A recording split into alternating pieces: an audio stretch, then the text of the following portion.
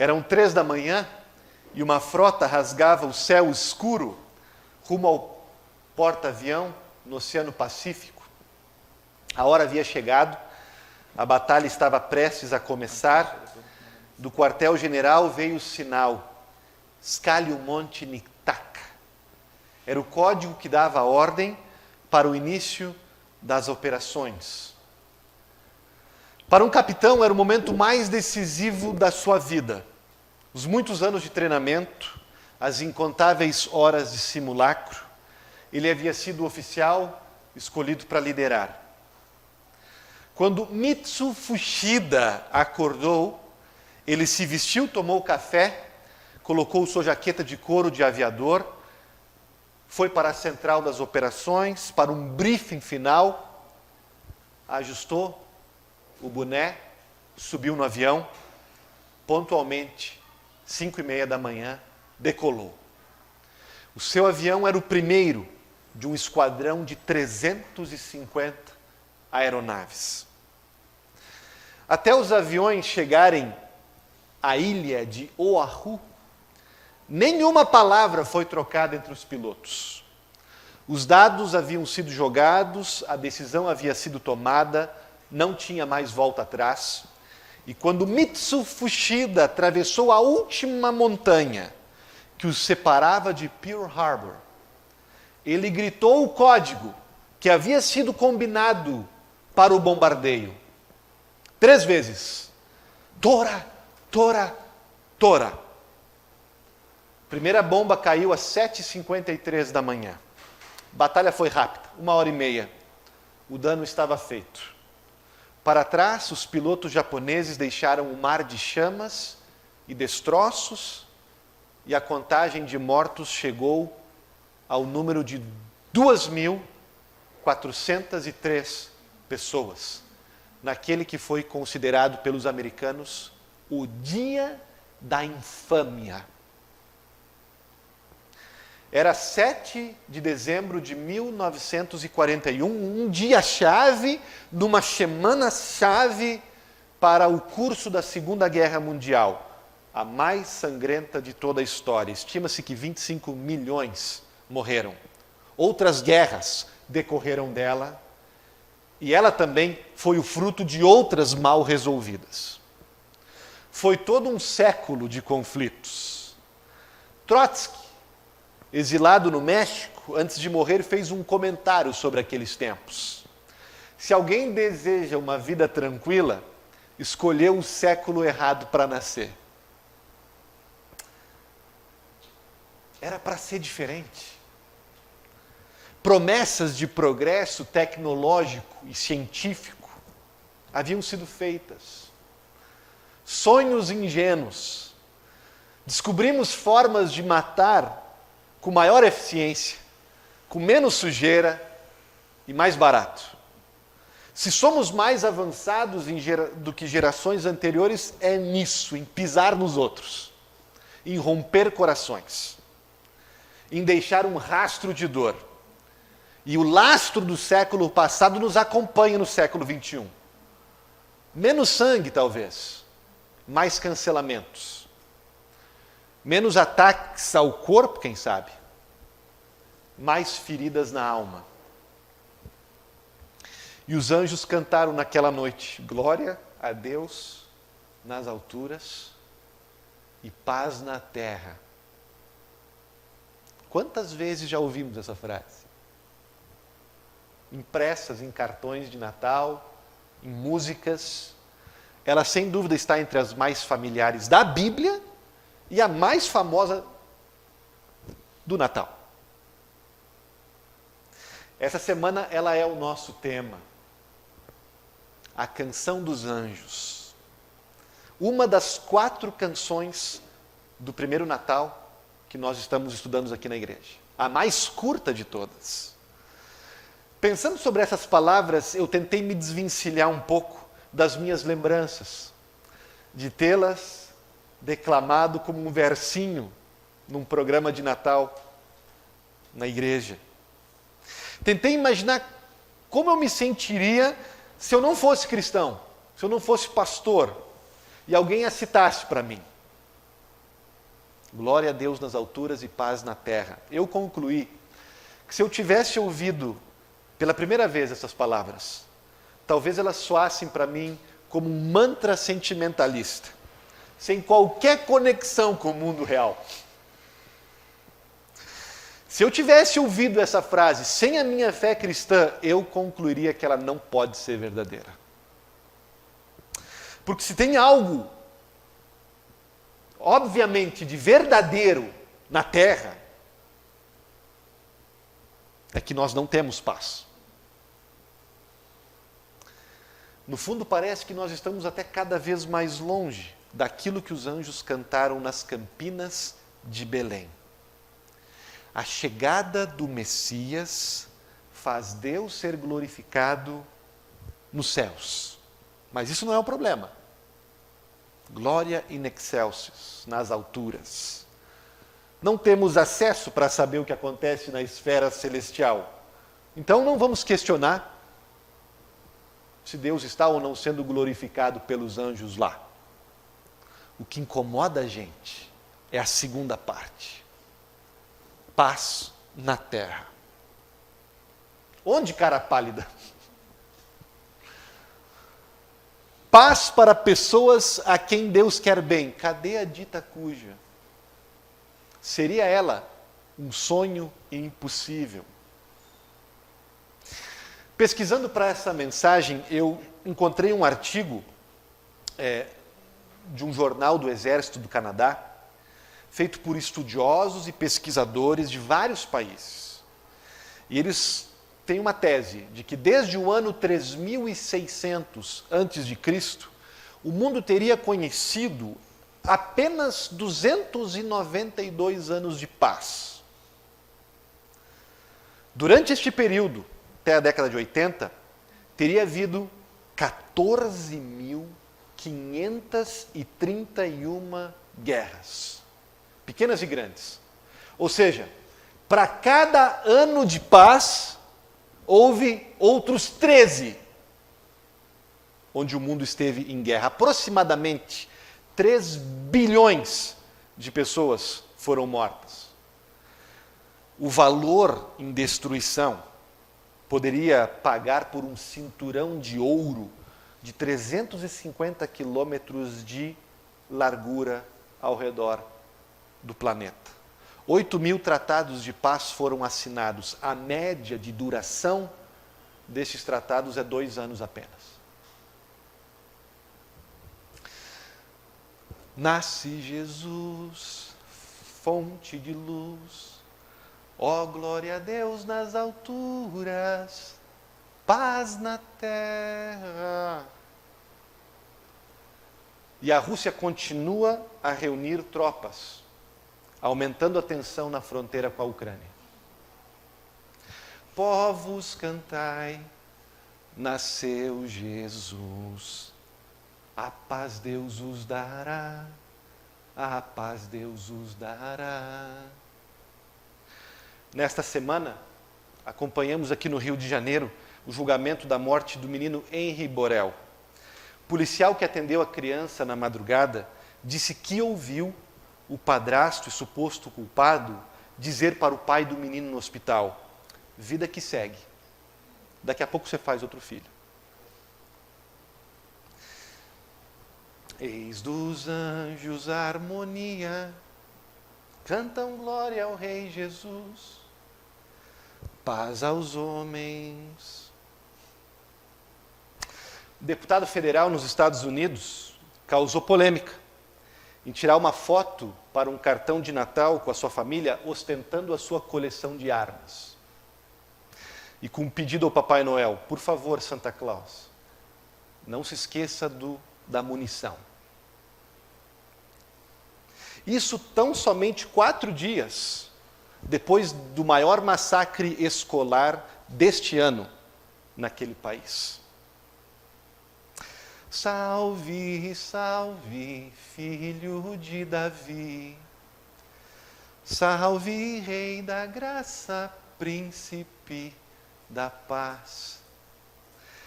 A Agência de Saúde Americana liberou nesta semana que as pílulas abortivas podem ser agora enviadas pelo correio, sem necessidade de acompanhamento médico, para facilitar o acesso aos pais interessados. Noite de paz, noite de amor. Conhecido pastor, pregador, rádio, psicoterapeuta, conselheiro de famílias acusado nesta semana por pelo menos 10 mulheres de abuso sexual na Baixada Fluminense. It's the most wonderful time of the year. Não parece. Parece a época mais cheia, na verdade, de raiva e de ódio. Saiu um estudo nos Estados Unidos medindo a raiva das pessoas relacionada à vacinação para o Covid. Escute isso. 67% das pessoas vacinadas concordaram que estão com raiva das pessoas que se recusaram a vacinar. E quase o mesmo percentual, 71% das pessoas não vacinadas, disseram que vão passar o Natal com raiva de quem se vacinou e está dizendo para ele se vacinar. Pequena vila de Belém, tão quieta tu estás. Poucas semanas atrás, um jovem da minha cidade, da minha igreja, na verdade, se suicidou com uma corda. Não lhe faltavam amigos por perto, trabalhava, ainda assim se sentia sozinho. Foi o que ele disse na sua carta de despedida. Vocês concordam que nós sentimos falta dessa paz que os anjos cantaram? O ódio virou cultura. E eu só trouxe alguns exemplos que mexeram comigo nessa semana. Talvez você se identifique, talvez não. Talvez você tenha outros exemplos ao longo de sua vida ou mesmo na semana que passou. Exemplos que lhe condoem e lhe deixam com a pergunta: paz na terra, onde? Cara pálida. Se ponderarmos nestas palavras cantadas pelos anjos, anunciando o nascimento de Jesus, à luz do que tem acontecido, está acontecendo ao nosso redor, elas parecem exagero, parecem discurso de vendedor. Sim, Jesus trará paz à terra, mas quanto tempo nós estamos esperando por isso? Sim, boa vontade para com os homens. Como seria bom ver um pouquinho mais de boa vontade no meu grupo da família do WhatsApp, no meu feed do Twitter, no meu prédio. A canção dos anjos é curta, mas o drama dela é gigante. É ela verdadeira, pastor? Posso depositar minha confiança nela? Ou se trata de uma evasiva religiosa? Dito de outra forma, se Jesus Cristo veio trazer paz à terra, como os anjos cantaram, por que tanto ódio? E eu ouso dizer que essa é uma questão não apenas de críticos e céticos beligerantes, mas é uma questão que está no nosso coração também. Está no coração de muitos cristãos sinceros. É uma pergunta que merece a gente refletir. Eu encontrei e proponho para vocês 3 caminhos de respostas. Não se contradizem, se complementam. E eu espero ajudar na sua reflexão com algum desses caminhos. Primeiro, defina a paz, por favor. Talvez, na verdade, não é tanto uma questão de definir paz, mas de interpretar a paz, de entender que tipo de paz os anjos estão falando. Porque paz é uma palavra ampla, uma palavra gasta, pode significar muitas coisas. E a gente não deve, nunca, nem aqui, nem em nenhum lugar da Bíblia, forçar o nosso entendimento para que dentro do texto, mas compreender o que o autor quis dizer, qual era a sua intenção. De que paz estavam falando os anjos. Em primeiro lugar, gente, não é, pelo menos não primordialmente, paz política ou paz internacional. Como sabemos disso? Jesus confirmou isso para a gente. Lucas 21, seus discípulos perguntam, quais são os sinais dos fins dos tempos? Lembram?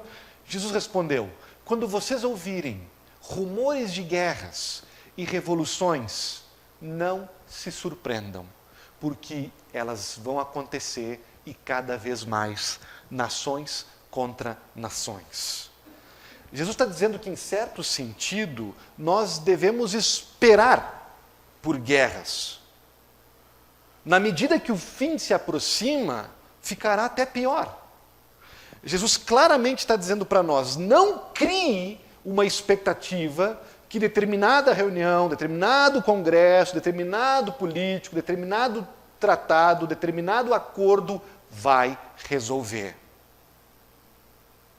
Eu não vim trazer a paz política em primeiro lugar com o meu nascimento. Isso não quer dizer que nós não devamos nos envolver, nos esforçar e lutar por paz política, tanto em nível micro, no nosso condomínio, na associação de moradores do nosso bairro, na nossa congregação, na nossa família, e tanto no ambiente macro, envolvendo acordos maiores, de acordo cada qual com o seu dom e com a sua vocação. Apenas que primordialmente não é essa paz que Cristo veio trazer. Em segundo lugar, a paz que cantam os anjos não é paz psicológica ou paz interior emocional, não primordialmente. Jesus Cristo não veio com o seu nascimento nos trazer um equilíbrio interior, uma estabilidade perfeita, uma placidez de espírito, tipo assim, eu vivo suave e pleno, porque tenho Jesus no meu coração. Eu vou conseguir me dar bem com todo mundo, eu vou ser uma pessoa balanceada, eu estou em sintonia comigo mesmo e com o ambiente. Como é que a gente sabe que não é disso que Jesus está falando? De novo, Jesus nos confirma. Lucas 12. Vocês pensam que eu vim trazer paz ao mundo? Não! Vim trazer divisão. E aí Jesus fala de que divisão é essa, não é divisão entre nações, não é divisão entre religiões, é divisão dentro de casa. Pai, filho, esposo, esposa, é divisão ali onde nós nos movemos diariamente. É divisão no nosso cotidiano, divisão nas decisões que temos que tomar, divisão e conflito e distúrbio ali onde a gente, em primeiro lugar, habita. Mas, pastor, Paulo não disse, e a paz do Senhor que sobrepassa todo o entendimento humano, guarde os seus corações e mentes? Sim, Paulo disse, mas essa paz que nos deixa plenos no nosso interior, ela é, pelo menos neste mundo, relativa. Por quê, gente? Porque no nosso interior está aquele que traz essa paz, que é o Espírito Santo, mas também está em nosso interior a nossa velha natureza, que luta contra isso. Então, em nosso interior sempre vai haver um grande conflito entre a paz que Cristo nos traz e as nossas preferências e desejos, e as nossas incoerências, e os nossos vícios e os nossos desejos pessoais. Então, os anjos não estão falando de uma paz para eu me sentir completamente livre de qualquer caos interior, de qualquer contradição ou distúrbio. Cristo traz para a gente uma boa parcela de distúrbio interior, porque nos confronta naquilo que naturalmente nós queremos. Defina a paz. De que paz estão falando os anjos? É uma paz etérea, uma coisa simbólica, uma coisa mística? Não. Senão não seria paz aqui na terra. Porque é na terra, podemos ter certeza que é uma paz objetiva, concreta, é um presente dado para mim, aqui e agora. Que paz é esta? Os anjos estão falando, gente, primordialmente, da paz com Deus. Da paz que é perdão dos nossos pecados e reconciliação com o nosso Criador. Como é que a gente sabe disso?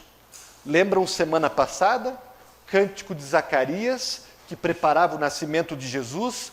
O Zacarias deixou bem claro, lembrando as profecias. A vinda do Messias traz paz através da remissão dos pecados. E o filho dele que nasceu dessa profecia, João Batista, anunciava: eis o Cordeiro de Deus, que assina tratados de paz com os romanos? Não. Eis o Cordeiro de Deus, Diego, que tira o pecado do mundo. E os anjos, de certa forma, também anunciaram isso. Se você pegar o que eles disseram antes de cantar a canção: não temais, eis que eu trago para vocês uma boa notícia. Nasceu hoje o coach? Nasceu hoje o diplomata embaixador? Nasceu hoje o general? Nasceu hoje o terapeuta? Não. Vos nasceu hoje o Salvador. E nós lembramos também o apóstolo Paulo, que vai dizer em Romanos 5, reconciliados pelo perdão de Cristo, temos paz com Deus. Charles Wesley captou muito bem essa mensagem de paz conectada com reconciliação com Deus, no famoso hino que conta a história dos anjos, Eis dos Anjos a Harmonia, que fala dessa passagem. Logo no começo, primeira estrofe, ele diz: paz aos homens, que alegria, paz com Deus. Ele já conecta as duas coisas. Paz aos homens é paz com Deus. E no original, em inglês, escrito pelo Charles Wesley, fica mais claro ainda. Paz na terra é a paz que vem da reconciliação entre Deus e os pecadores. Esse é um primeiro ponto que eu gostaria que vocês refletissem. Que paz é essa? Defina a paz. Um segundo ponto, por que nós não vemos essa paz na terra? A paz não se estabelece na terra por causa da condição do coração do ser humano. O profeta Jeremias escreveu: enganoso é o coração, mais do que todas as coisas, desesperadamente corrupto. Quem poderá entendê-lo? Nosso coração é perverso. Se nós fôssemos deixados por nossa conta, faríamos as coisas mais inimagináveis possíveis. Frequentemente, a única coisa que nos segura de fazer uma loucura é o medo de sermos pegos. Ou então é só questão da oportunidade de se apresentar. Somos, por natureza, materialistas, egoístas. Nós dizemos coisas terríveis se alguém apertar o nosso nervo. Nós fazemos coisas violentíssimas se formos provocados ao extremo. Não tenha dúvida. Cometeremos crimes se formos colocados em determinada circunstância. Somos ingênuos se não acreditarmos nessa verdade que a Bíblia nos diz. O problema real do universo é a condição do nosso coração, se a gente passar a responsabilidade para os outros, dizendo que, mas eles são piores que a gente, nós estamos errando o alvo. Ouça Chesterton. Quer saber qual é o problema do mundo? Te olha no espelho. A gente olha no espelho e gosta de enxergar quão bom a gente é e quão mal eles são. Mas os maus que nós dizemos que são os maus da humanidade não são piores que nós. Não são diferentes, pelo menos não no coração. Nós compartilhamos a mesma natureza corrompida pelo pecado. Sabe por que não há paz no mundo? Porque nós não somos. pessoas pacíficas. Porque nós não somos amorosos. Não é de admirar que o mundo tenha tanto problema. Olha para a gente. Como está escrito, não há um justo sequer. Não há ninguém que busque a Deus. Todos se desviaram. A boca está cheia de maldição e amargura. Os seus pés são velozes para derramar sangue. Nos seus caminhos há destruição. Eles não conhecem o caminho da paz. Se não há paz na terra hoje, o problema não é de Jesus, gente. O problema é nosso. Nós somos a razão. Quando as promessas e os valores de Jesus são observados e colocados em prática, paz acontece. Reconciliações, transformações, mas como o mundo, como um todo, tem rejeitado a proposta de Deus, e como nós que aceitamos a proposta, mas ainda sofremos com a nossa natureza pecadora, também não conseguimos viver 100% de acordo com o convite de Jesus. O caminho da paz que Paulo fala não acontece porque a humanidade, falha. Tem mais uma última coisa que eu gostaria que vocês pensassem para entender o porquê, supostamente, a paz na terra que os anjos cantaram não se percebe tanto. Que é o plano de Deus de trazer paz, tocando coração a coração. Um de cada vez. Jesus não veio com um plano de alcançar as massas, ainda que conversões e avivamentos grupais aconteçam de vez em quando. Deus move o seu plano e cumpre sua promessa um coração de cada vez. Deus é um cavalheiro, gente. Ele bate na porta. Família a família. Ele convida, mas ele não força.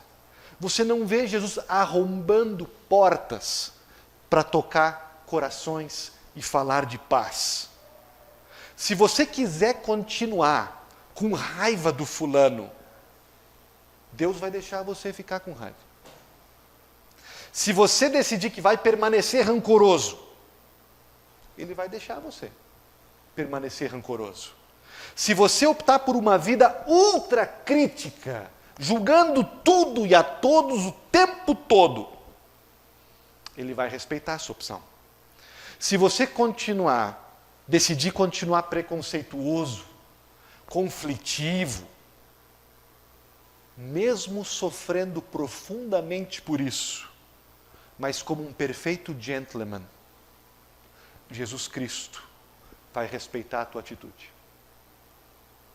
Deus interfere muitas vezes para frear o mal, interfere. Em sua misericórdia Ele interfere e pode frear a marcha de lágrimas e sangue que determinada pessoa está derramando. Mas a paz é espalhada por Jesus, coração a coração, um a um. A famosa música dos anos 50 resume bem. Que a paz aconteça e que ela comece por mim. É assim que a paz se espalha, de Jesus para você, e de você para mim, e de nós para os amigos da gente. Coração a coração. E é devagar também. Vai sendo construída por Deus na gente, passo a passo. Não me entendam mal. A paz que é perdão dos pecados, a justificação pela fé, essa é instantânea, essa é categórica. Mas a paz que a gente vai experimentando ao nosso redor aqui, paz com os outros, que é fruto do Espírito Santo, esse é um caminho de santificação. É um exercício. ela tem seus percalços, seus altos e baixos. Alguém pode objetar, mas pastor, que jeito doloroso e vagaroso de Deus fazer as coisas, não tinha outro jeito? Não sei. Não sei. O que eu sei é que, embora supostamente lento, foi o jeito que Deus escolheu, e Deus sabe melhor que nós. Além disso, um dia, a paz global, a paz social, a paz definitiva será estabelecida através de um evento instantâneo, arrebatador, mundial, no retorno de Cristo. Enquanto esse evento não chega, Deus vai agindo através de sinais de paz, convidando coração a coração. Com a palavra, com a Santa Ceia, nos estimulando, semeando, e funciona. Tenho provas disso. Voltemos a Pearl Harbor. Depois de alguns meses do ataque, os Estados Unidos estão tentando se refazer do massacre, se reorganizam, se preparam para o contra-ataque, e um general chamado Jimmy Doolittle é escolhido para liderar um bombardeio em Tóquio. Alguns pilotos ficam sem combustível e não conseguem retornar às pistas de pouso dos aliados, sendo forçado a pousar num território chinês que estava sendo controlado pelos japoneses, território hostil. E um dos pilotos que pousou ali e foi feito prisioneiro, eventualmente, depois de 4 anos, nas mãos dos japoneses, pense em Rambo, se você quiser, foi resgatado. Jake DeShazer, aprisionado por 4 anos, foi maltratado, espancamentos que quase o deixaram à beira da morte. E ele admitiu que odiou os japoneses com um ódio mortal. Quando os americanos, prisioneiros, pediram por literatura, para que eles pudessem passar um pouco de tempo naquele campo de concentração, de prisão, eventualmente eles receberam uma Bíblia, que chegou no colo de Jake DeShazer. Ao ler o Evangelho, a mensagem do perdão e da paz, Jake DeShazer teve sua vida transformada pelo Espírito Santo. Ele disse que a raiva começou a passar, a animosidade, e que até começou a amar um pouco os guardas da prisão. Depois da guerra, Jake DeShazer voltou para os Estados Unidos, se matriculou numa universidade e eventualmente retornou ao Japão como missionário, para pregar o Evangelho através de literatura evangelística. E aí nós chegamos no ano de 1945. E os japoneses estão tentando mudar a sua vida também, voltar à normalidade. Mitsu Fuchida, lembram dele? O líder do ataque? Foi liberado do exército. Não precisou enfrentar nenhum tribunal de guerra. Voltou para casa para trabalhar no sítio. Em 1950 ele pega um trem para Tóquio.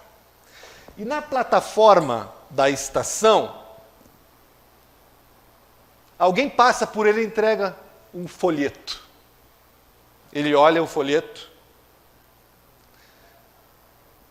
O título era Eu fui prisioneiro dos japoneses. Botou no bolso, achou que seria mais uma outra história das atrocidades cometidas na guerra, mas não era.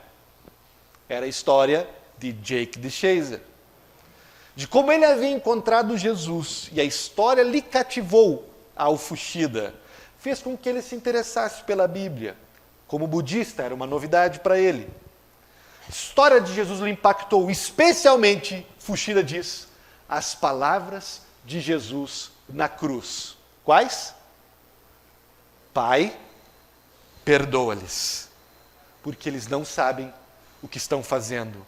E essas são as palavras exatas de Fuchida para vocês ouvirem. Eu fiquei impressionado que eu certamente era um por quem Jesus havia orado na cruz. Os muitos que eu matei tinham sido mortos em nome do patriotismo, porque eu não entendi o amor de Cristo. Naquele momento eu acho que eu encontrei Cristo pela primeira vez. Eu compreendi o significado da sua morte como um pagamento em resgate pelos meus pecados. E eu orei pedindo que Ele me perdoasse e me transformasse de um rancoroso e desiludido ex-piloto para, quem sabe, um cristão com propósito para viver. Era o dia 12 de abril de 1950. Na medida que as notícias da sua conversão se espalharam, seus amigos e familiares ficaram chocados, viram a manchete: herói de Pearl Harbor se converte ao cristianismo. Alguns companheiros tentaram demovê-lo da ideia, não conseguiram. E assim, o homem que liderou o ataque a Pearl Harbor se tornou cristão e um evangelista de Jesus. Essa história tem mais um capítulo. 1941, um jovem de 19 anos, Joe Morgan, posterga seus planos de ir para o seminário para se alistar à Marinha Americana. E ele estava em Oahu no dia do bombardeio. Passado o choque dos aviões, ele pegou a sua arma e atirou sem parar para o céu, tentando danificar alguma aeronave, sem sucesso. Os aviões foram embora e ele ficou o dia inteiro e a noite inteira com a arma apontada para o céu, esperando que algum voltasse. Depois da guerra, Morgan foi ao seminário e se tornou um pastor da Igreja Batista. Onde vocês acham que foi a sua primeira igreja? Havaí. Ele mesmo admitiu que sofria com ódio reprimido pelos japoneses. Ele era pastor, ele era cristão e não conseguia perdoá-los. Ele diz que quando a bomba de Hiroshima foi jogada, ele comemorou. Os anos passaram e o pastor Morgan, em Oahu, destruído por dentro pela raiva e pelo rancor, ficou sabendo por um amigo que um missionário estava visitando a cidade de Oahu para uma noite de pregação na igreja vizinha, na igreja metodista. Até parece o bairro Peixoto aqui. Era um japonês, de nome Mitsu Fuchida, o homem que liderou o ataque.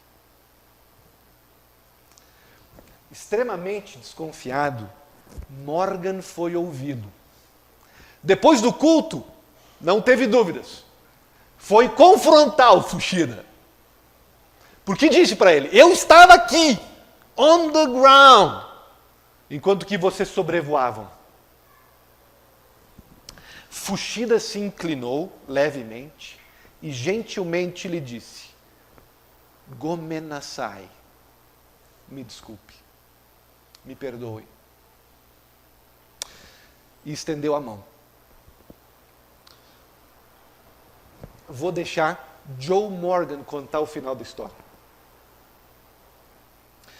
No momento que ele estendeu a mão, eu experimentei o milagre da minha vida.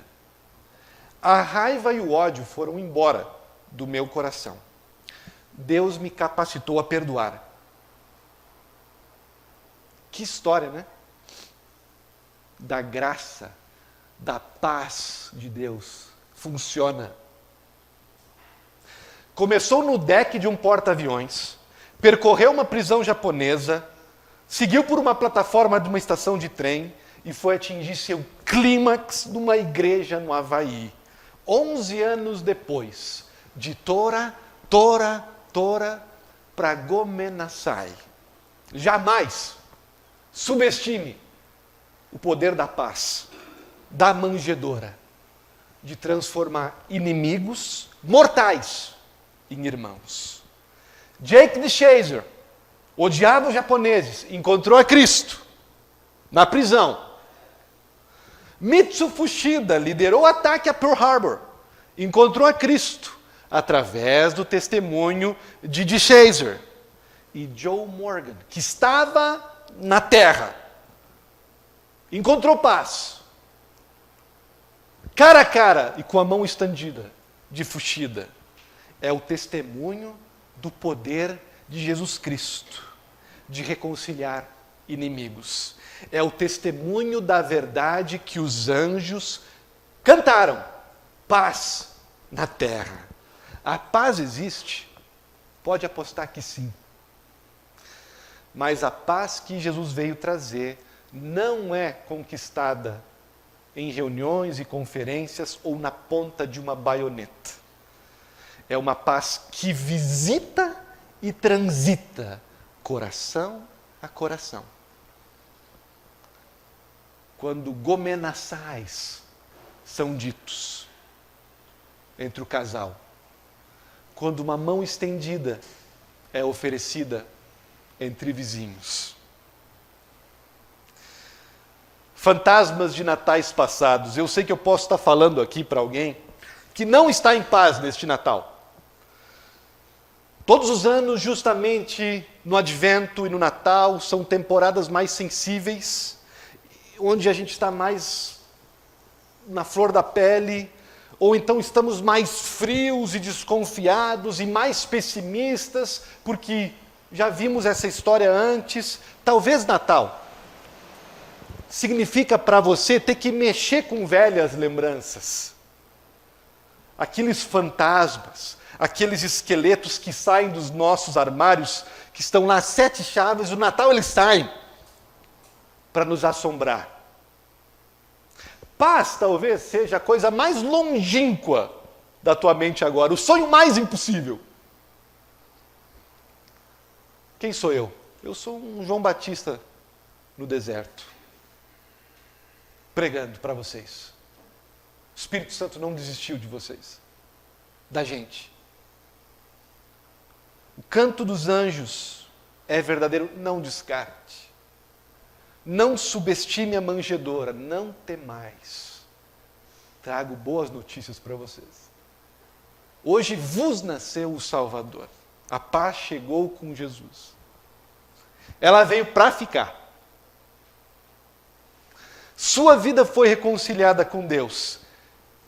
E Deus te deu uma vida nova para você viver e espalhar paz. Coração a coração. Altos e baixos. Não esqueça disso. Não supere o canto dos anjos. Não faça pouco caso. Os próprios anjos não fizeram. Os anjos que são mais inteligentes que a gente, que são mais profundos, que são mais espirituais que nós, os anjos nunca se esqueceram dessa mensagem, desse canto. 1 Pedro 1, uma pérola para nós, nos diz que os anjos nunca deixaram de se encantar, de se apaixonar e de desejar contemplar o Evangelho. Você nunca vê na Bíblia e nunca vai ver um anjo dizendo: já conheço o Evangelho, agora me diga, Senhor, uma coisa mais profunda. Já ouvi sobre o teu perdão em Cristo, agora me leve por outros caminhos e por outras mensagens. Não. O que os maravilha de novo e de novo e de novo, lá no céu. E o desejo deles de contemplar e meditar e absorver e se emocionar é com essa velha e antiga, objetiva verdade. Deus entrou na história, no mundo, para perdoar os nossos pecados e redirecionar a nossa vida. De Tora, para Gomenaçai. Amém. Convido vocês para cantar o Cântico dos Anjos e assim afirmar ainda mais essa mensagem para a gente.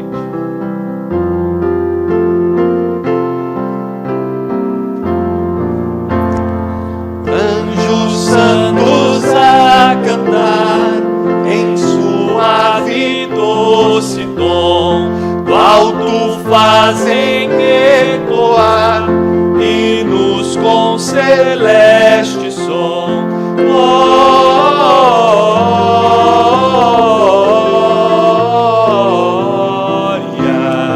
in excelsis Deo.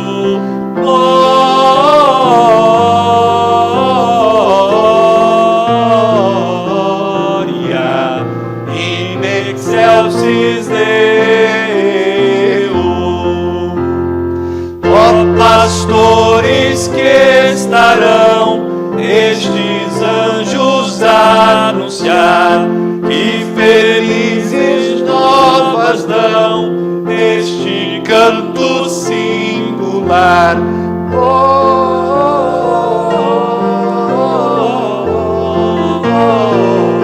Glória in excelsis Deo.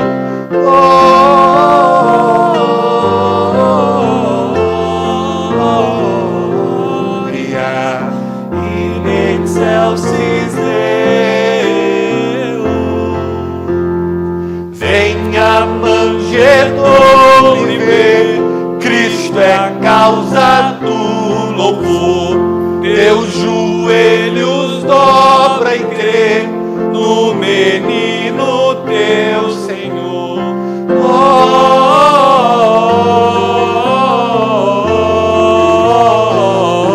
Glória in excelsis Deo.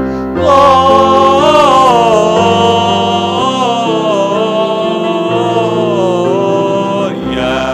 in excelsis Deo.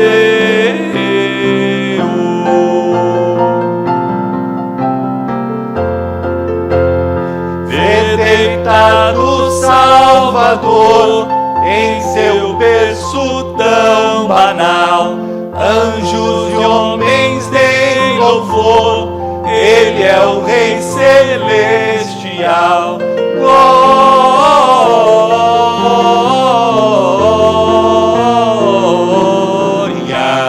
in excelsis Deo.